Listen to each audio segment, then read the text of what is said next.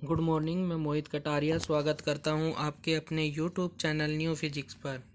प्यारे बच्चों, कल हमने आपको लेसन फर्स्ट में कुछ इम्पोर्टेंट चीज़ें बताई थी और आपको हमने नोबेल प्राइज़ के बारे में बता दिया था। और ये नंबर लास्ट जो पॉइंट हमने ये लिखवाया था आपको, भौतिकी के क्षेत्र में नोबेल पुरस्कार प्राप्त करने वाले एकमात्र भारतीय वैज्ञानिक चंद्रशेखर वेंकट रमन है। तो यहाँ तक आपको कल ये सारा काम करा दिया गया था। आज जो हम बात करेंगे वो बात करेंगे प्रकृति में मूल बलों पर, यानी प्रकृति में कौन कौन से मूल बल विद्यमान हैं जो नेचुरली प्रकृति ने हमें दिए हैं। हमें उसमें किसी की सहायता नहीं लेनी होती है, बस प्रकृति में वे विद्यमान हैं। जैसे नंबर 1 गुरुत्व आकर्षण बल, और वे कितने प्रकार के होते हैं? 4 प्रकार के होते हैं। नंबर 1 क्या है? गुरुत्व आकर्षण बल। आप सभी जानते हैं, जब कोई वस्तु हम ऊपर की तरफ फेंकते हैं फिर भी वो कहाँ जाती है? नीचे की तरफ आ जाती हैं। तो वो उसके किसके कारण आती है? गुरुत्वाकर्षण बल के कारण। और ये क्या है? प्रकृति में पहले से ही विद्यमान है। तो हम कैसे बलों की बात करेंगे जो प्रकृति में पहले से ही विद्यमान है, और वो कितने हैं? 4 है। और पहला कौन सा है? गुरुत्वाकर्षण बल, जिसे हम ग्रेविटेशनल फोर्स कहते हैं। आपने ये पढ़ा भी होगा कि क्या होता है? F बराबर capital G m1 m2 upon r होता है, यानी द्रव्यमानों का गुणनफल तथा दूरी का क्या होता है? 1 अपॉन होता है। और जी क्या है? एक नियतांक बोलते हैं। इसका मान 6.67 गुना 10 की घात कितना होता है? -11 होता है। गुरुत्वाकर्षण तो पढ़ते हैं, क्या है? नंबर 1 गुरुत्वाकर्षण बल। गुरुत्वाकर्षण बल ब्रह्मांड के किन्हीं दो पिंडों के कणों के बीच उनके द्रव्यमान के कारण लगने वाला आकर्षण का बल है। r दूरी पर स्थित m1 m2 द्रव्यमान के दो कणों के बीच लगने वाला गुरुत्वाकर्षण का बल का मान कितना होता है? अभी बताया मैंने, जो निम्न सूत्र से दिया जा सकता है। Fg बराबर G into m1 m2 upon r, जहाँ एक G क्या है? सार्वत्रिक नियतांक है, जिसका मान 6.6 गुना 10 की घात -11 newton metre square upon kilogram होता है। तो ये एक तरह का ये बल है जो जिसे हम गुरुत्वाकर्षण बल कहते हैं। इसी के कारण वस्तुएं नीचे की तरफ आती है। दूसरा बल है हमारा वैद्युत चुंबकीय बल। वैद्युत चुंबकीय बल क्या है? वैद्युत चुंबकीय बल, इसको इंग्लिश में बोलते हैं इलेक्ट्रोमैग्नेटिक फोर्स। यह दो आवेशित स्थिर या गतिमान कणों के बीच कार्य करने वाला आकर्षण या प्रतिकर्षण का बल होता है। जो ये विद्युत चुंबकीय बल होता है, कैसा होता है? आकर्षण का होता है और या प्रतिकर्षण का होता है। या तो आकर्षण का होगा या प्रतिकर्षण का होगा। किन के बीच कार्य करता है? दो आवेशित कणों के बीच काम करता है, चाहे वे स्थिर हो चाहे वे गतिमान हो। तो कैसे करता है? जैसे हमारे पास दो आवेश है, एक Q1 और एक Q2, और दोनों के बीच की दूरी कितनी है? r है। तो इनके बीच जो बल लगेगा वो Fe, यानी इसको हम इलेक्ट्रिक फोर्स बोलते हैं, तो E लिखते हैं। Fe बराबर 1/4πε0 Q1 into Q2 upon r square. एक तरह से ये गुरुत्वाकर्षण बल के ही समान होता है।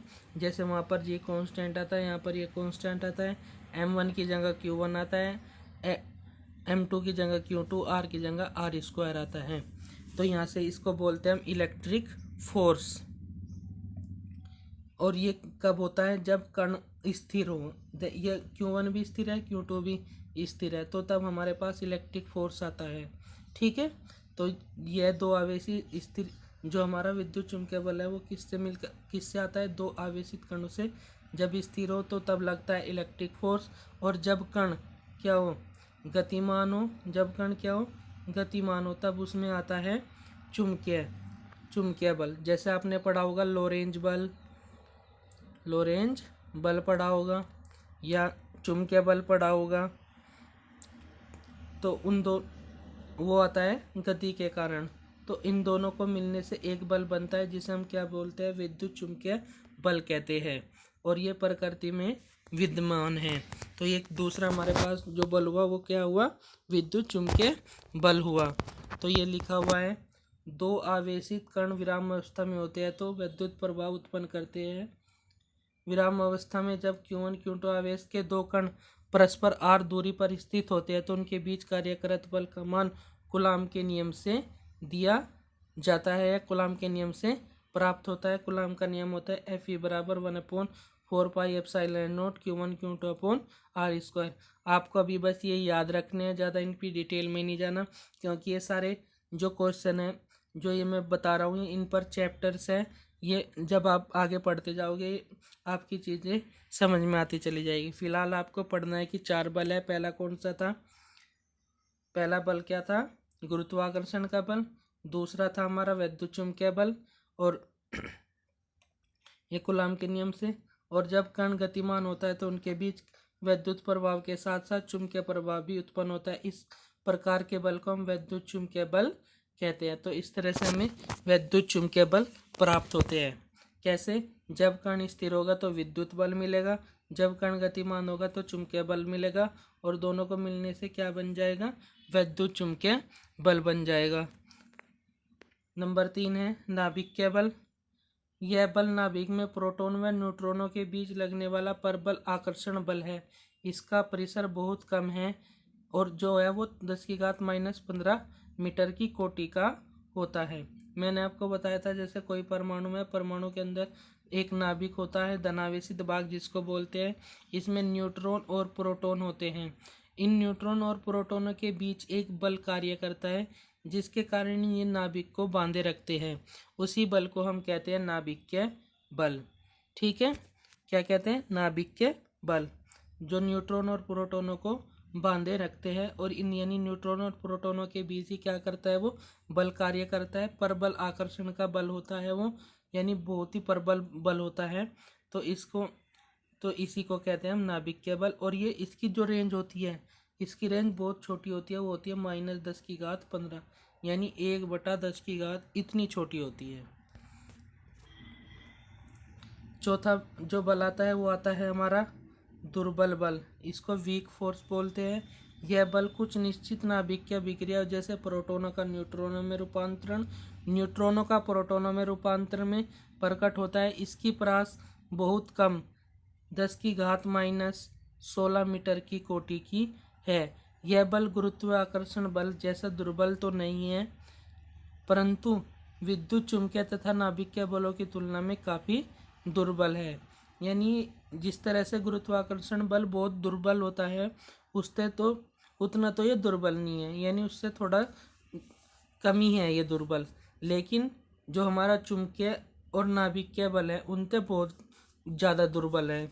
ठीक है, नोट। अभी यहाँ में ये चीज़ आपको समझ में आएगी दुर्बल क्या है। मूल बलों में गुरुत्वाकर्षण बल सबसे दुर्बल तथा नाभिकीय बल सबसे प्रबल है। बलों की प्रबलता का बढ़ता क्रम यहाँ पर दिखाया गया है। Fn यानी Fn का मीनिंग है नाभिकीय फोर्स, न्यूक्लियर फोर्स। ये क्या होता है, सबसे प्रबल होता है। उससे प्रबल इलेक्ट्रोमैग्नेटिक फोर्स होता है, उसके बाद वीक फोर्स होता है, और उसके बाद गुरुत्वाकर्षण बल होता है। क्या, प्रबल, या हम कह सकते हैं दुर्बल। सबसे प्रबल नाभिकीय फोर्स, उससे कम प्रबल इलेक्ट्रिक फोर्स, उससे कम वीक फोर्स, और सबसे कम गुरुत्वाकर्षण फोर्स। तो इस तरह से ये इस दिशा में क्या है, बढ़ता हुआ क्रम है किसका, प्रबलता का। सबसे प्रबल, उससे कम, उससे कम, उससे कम। तो सबसे ज़्यादा प्रबल कौन सा बल है, नाभिकीय बल है। और उससे कम प्रबल कौन है, विद्युत चुम्बकीय बल है। उससे कम प्रबल कौन है, वीक बल है। और उस सबसे दुर्बल कौन है, ग्रेविटेशनल फोर्स। और इनके मान क्या क्या होते हैं, इनके मान होते हैं, इसका मान 10⁻39, इसका मान 10⁻37, इसका मान 10⁻26 और इसका मान 1 होता है प्रबलता में। तो ये इनका क्रम होता है। ये आपको याद रखना है कि सबसे ज़्यादा प्रबल कौन है। पूछ लेता है कि सबसे ज़्यादा प्रबल कौन है। सबसे ज़्यादा प्रबल है न्यूक्लियर फोर्स। उससे कम प्रबल कौन है? उससे इलेक्ट्रोमैग्नेटिक फोर्स। उससे कम प्रबल कौन है? Fw। सबसे कम प्रबल कौन है? G। या आप इसको कह सकते हैं इस कम दुर्बल है, ये उससे थोड़ा ज़्यादा दुर्बल है, और ये उससे ज़्यादा दुर्बल है, और ये सबसे ज़्यादा प्रबल है, ये भी हम कह सकते हैं। तो ये इनका क्रम था, ये आप याद रखेंगे। भौतिक नियमों की प्रकृति कि जब हम कोई भौतिक में कुछ घटना होती है तो कुछ कुछ वस्तुएं तो समय के साथ क्या हो जाती है? बदल जाती है। कुछ वस्तुएं समय के साथ समान रहती हैं, यानी कुछ तो क्या हो जाएगी? चेंज हो जाएगी, और कुछ रहेगी एज इट इज। तो भौतिकी में ये परिवर्तन होने को, जो चीज़ें भौतिकी में समय के साथ नहीं बदलती, उनको हम क्या कहते हैं? उनको हम कहते हैं संरक्षित। उनको हम क्या कहते हैं? संरक्षित। और किस कारण से ये संरक्षित रहते हैं? उस नियम को कहते हैं हम संरक्षण का नियम। संरक्षण का नियम कहते हैं। यानी जब कोई वस्तु समय के साथ क्या हो जाए? बदल जाए। कुछ वस्तुएं तो ऐसी होती है जो समय के साथ क्या होती है? चेंज होती है। कुछ वस्तु ऐसी होती है जो समय के साथ चेंज नहीं होती। जो वस्तुएं समय के साथ चेंज नहीं होती, ऐसी वस्तुओं को हम क्या कहते हैं? संरक्षित कहते हैं। और ये किस नियम से संरक्षित रहती है? संरक्षण के नियम से। तो पढ़ते हैं क्या है? किसी भौतिक परिघटना में विभिन्न भौतिक राशियां समय के साथ क्या हो जाती है? परिवर्तित। परंतु कुछ विशिष्ट राशियों का मान समय के साथ नियत रहता है, यानी कांस्टेंट ज्यों तो रहता है। ऐसी राशियों को संरक्षित कहलाती है, तथा उनकी संरक्षित के नियम को संरक्षण का नियम कहते हैं। नियम कहते हैं, इंग्लिश में बोलते हैं कंजर्वेशन लॉ।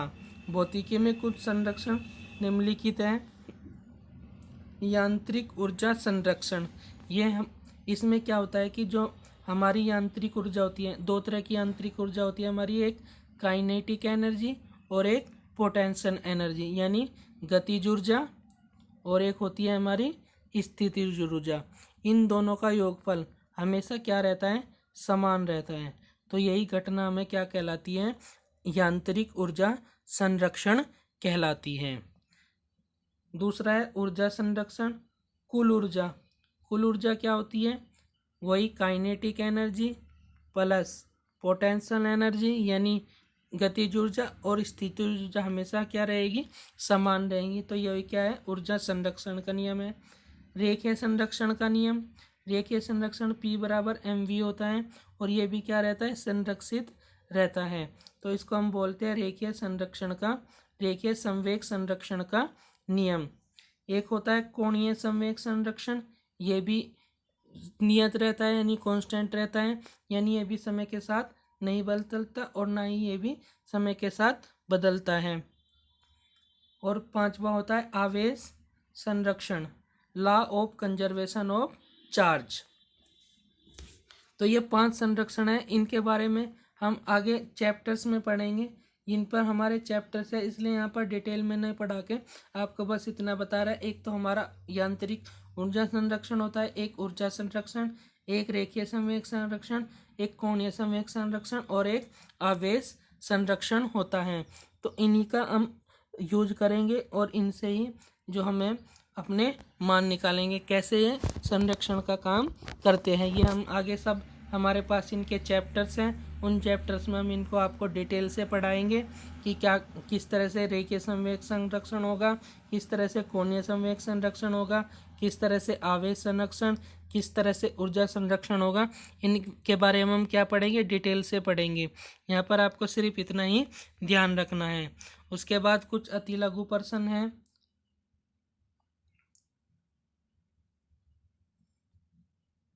अति लघु प्रश्न, क्या प्रकृति में पाए जाने वाले 4 मूल बलों के नाम बताइए। तो अभी मैंने आपको कराया 4 मूल प्राकृतिक बल कौन से है? गुरुत्वाकर्षण, विद्युत चुंबकीय बल, नाभिकीय बल, दुर्बल बल। सबसे प्रबल बल कौन सा है? सबसे प्रबल बल है नाभिकीय बल, ये वाला। अगर पूछ लिया जाए कि सबसे प्रबल बल कौन सा होता है, तो नाभिकीय परबल, और सबसे दुर्बल कौन सा होता है? गुरुत्वाकर्षण बल। ठीक है, ये चीज़ आपको ध्यान रखनी है। कौन से दो बल दीर्घपरासी होते हैं? तो गुरुत्वाकर्षण बल और विद्युत चुंबकीय बल क्या होते हैं? दीर्घपरासी होते हैं। परासी का मतलब जो ज़्यादा जगह में यूज होते हैं। देखो हमारा गुरुत्व ब्रह्मांड कितना बड़ा है, तो उसमें ये बल कार्य करता है, तो दीर्घपरासी होगी।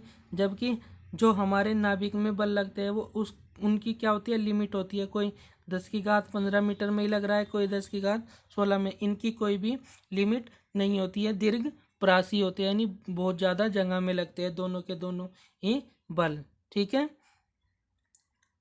आइंस्टीन को किस आविष्कार के लिए नोबेल पुरस्कार मिला था? तो इसका आंसर है प्रकाश वैद्युत प्रभाव के लिए। उन्होंने प्रकाश वैद्युत प्रभाव के बारे में बताया था, तो उसके लिए उनको क्या दिया गया था? नोबेल पुरस्कार दिया गया था। सूक्ष्म भौतिकी के 2 उपविषय लिखिए। सूक्ष्म भौतिकी यानी माइक्रोस्कोपिक फिजिक्स, उसमें हमने 2 बताए थे आपको, एक परमाणु भौतिकी और एक नाभिकीय भौतिकी। परमाणु में हम क्या करते हैं? जो अंदर हमारा एटम होता है उसमें लगने वाले बल का अध्ययन करते हैं, और इसके अंदर हम किसका अध्ययन करते हैं? न्यूट्रॉन और प्रोटॉनों के बीच लगने वाले बल का अध्ययन करते हैं। सूक्ष्म भौतिकी की व्याख्या किस सिद्धांत पर होती है? क्वांटम सिद्धांत पर। बताया था उसकी हम किससे नहीं व्याख्या करते? मैकेनिकल फिजिक्स से उसकी, या यांत्रिक या चीरपंतम भौतिकी से हम उसकी क्या नहीं कर सकते? व्याख्या नहीं कर सकते। उसकी व्याख्या करने के लिए हमें किसकी जरूरत पड़ती है? क्वांटम सिद्धांत की। किसके लिए? सूक्ष्म भौतिकी के लिए। तो ये आज का आपका चैप्टर था, यहीं पर आपका चैप्टर आज कंप्लीट होता है। ये आपका फर्स्ट चैप्टर कंप्लीट हो गया है। तो आप इस चैप्टर को अच्छे से पढ़ेंगे, अपना काम पूरा करेंगे, अच्छे से पढ़ेंगे, अच्छे से याद करके रखेंगे। इसमें से 1 या 2 नंबर का प्रश्न पूछ लिया जाता है यहाँ से। तो आप इस चैप्टर को बहुत अच्छी तरह से याद करेंगे, पढ़ेंगे। अगर वीडियो अच्छी लगी हो तो वीडियो को लाइक करना, शेयर करना, कमेंट करना, और जिन्होंने अभी तक चैनल को सब्सक्राइब नहीं किया है वो चैनल को क्या कर लेंगे? सब्सक्राइब कर लेंगे, और बेल आइकन को भी दबा देंगे। आज की वीडियो में बस इतना ही।